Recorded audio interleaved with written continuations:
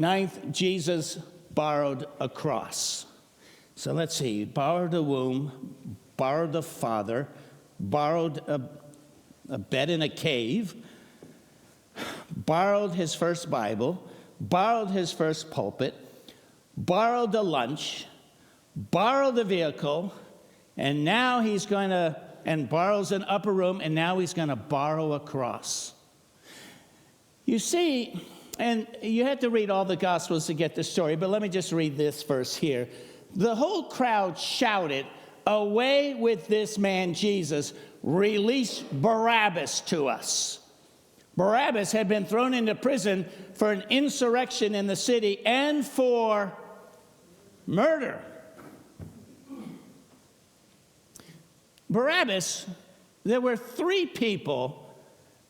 They didn't have they crucified people every so often, but it wasn't, there were three people that were going to be crucified. Two thieves that they couldn't stop stealing, and Pilate's like, you know what, I'm done.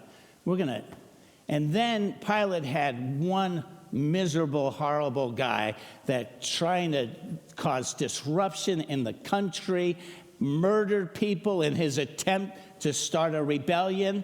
And so Pilate is like, this guy is bad news. When you make his cross, I need 3 crosses. When you make Barabbas' cross, you make it extra heavy, extra large. I want him to suffer. Well, then, all of a sudden, at the last moment, the Jewish leaders, they bring in Jesus, and they want him crucified. And Pilate knows, it says in Scripture that he knew they were handing him over out of envy and jealousy. And Pilate did have a custom once a year. Hey, I can release one prisoner to you that won't get killed. I'll let someone go free. And so Pilate's like, the worst guy I have. I really want to let Jesus free. He hasn't done anything wrong. So I'll bring Barabbas and I'll bring Jesus. And surely they'll ask for Jesus to be released and, get him off the hook. But instead, the Jewish leaders convinced the crowd to shout for Jesus not to be released, but for Barabbas to be released. And so Pilate's like, now I'm going to release this horrible guy.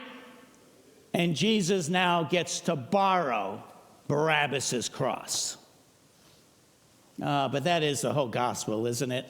We're all terrible sinners. And we all deserve the cross of hell. And Jesus borrows our cross.